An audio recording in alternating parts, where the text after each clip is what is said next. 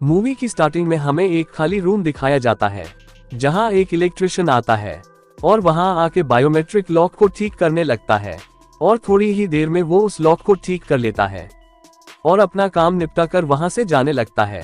पर जब वो डोर ओपन करके वहां से जाने लगता है तब वो वापस उसी रूम में लौट आता है जहां से वो निकला था। ये देखकर वो शॉक हो जाता है कि वो वापस कैसे आया, इसीलिए वो दूसरे दरवाजे से चला जाता है। लेकिन तब वो सामने के डोर से खुद को जाता हुआ देख पा रहा था। उसे समझ में नहीं आता कि वो किस बवाल जगह में फंस गया। इसी वजह से वो फिर लॉक के पास जाता है और सही पासवर्ड डालकर फिर से डोर ओपन करके चला जाता है। पर वो वापस वहीं पहुंच जाता है जहां से वो चला था।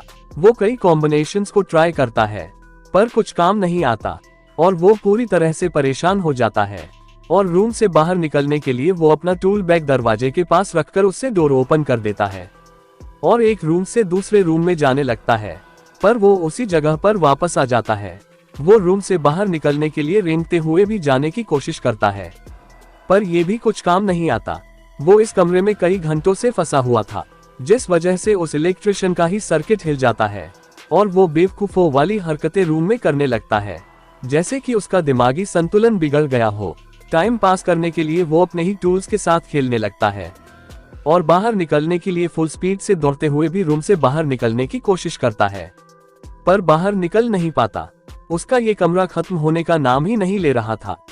थक हार कर वो अपने बैग में रखा हुआ जूस पीने लगता है और अपने झंड नसीब को कोसने लगता है। उसे कुछ समझ में नहीं आ रहा था कि उसके साथ ये क्या हो रहा है। वो एक कागज का बॉल बनाकर दरवाजे से बाहर फेंकता है जो वापस आकर उसे ही लगता है।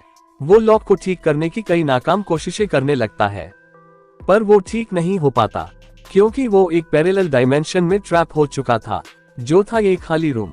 पर वो हार नहीं मानता और दोबारा उस लॉक को ठीक करने में लग जाता है ताकि वो यहाँ से बाहर निकल सके। तभी वहां दरवाजा खोलकर एक ब्लैक बॉल अंदर आता है पर इलेक्ट्रीशियन उसे देख नहीं पाता और कोई गलत वायर जोड़ देने की वजह से वहां अचानक एक एटम जैसा गोला आ जाता है और अचानक गायब भी हो जाता है जिसे देख उसकी फटकर 4 हो जाती है। फिर भी वो लॉक को ठीक करने में लगा रहता है और एक वायर को लगाने पर एक नर्स और 2 वार्ड बॉय वहां एक काले कपड़ों वाले पेशेंट को लेकर आते हैं और डोर ओपन करके दूसरे रूम में चले जाते हैं। पर हमारा हीरो इलेक्ट्रीशियन इस रूम से बाहर नहीं निकल पाता। अब इससे वो काफी फ्रस्ट्रेट हो जाता है और चीखने चिल्लाने लगता है और मस्त माँ बहन वाली गालियां देकर अपना मन हल्का करता है। अब वो इस सब से थक चुका था जिस वजह से वो जमीन पर स्टाइल से लेट जाता है।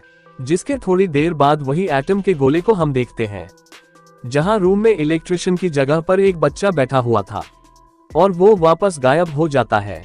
इसके बाद वो उठकर बैठ जाता है और रामदेव बाबा को याद करके योगा करने लगता है ताकि उसे यहाँ से बाहर जाने का सही रास्ता मिल सके।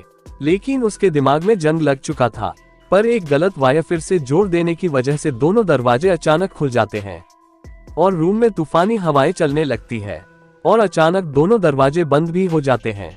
जिसके बाद एक और वायर जोड़ने पर उसी की तरह दूसरा एक डुप्लीकेट इलेक्ट्रीशियन वहां आ जाता है। अब इस रूम में 2 इलेक्ट्रीशियन फंस चुके थे और अब वो दोनों इस रूम से बाहर नहीं निकल पाते जिस वजह से नए आए हुए इलेक्ट्रिशियन की तबीयत बिगड़ जाती है और वो वही रूम में जमीन पर सो जाता है।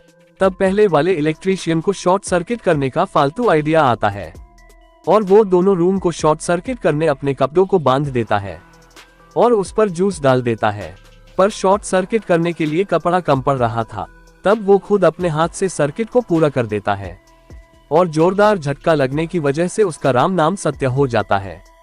उठने पर दूसरा आया इलेक्ट्रीशियन ये देखकर घबरा जाता है और चीखते हुए रूम का दरवाजा खोलता है जहां अंधेरा था और वहां अंदर चला जाता है। इस बार वो इस रूम से बाहर निकल जाता है पर पहले वाला इलेक्ट्रीशियन मरा नहीं था। वो उठ जाता है और अपने सामने वाले डोर को ओपन कर देता है जहां से तेज रोशनी आ रही थी और वहां अंदर चला जाता है और यही इस शॉर्ट मूवी का एंड होता है। Thanks for watching.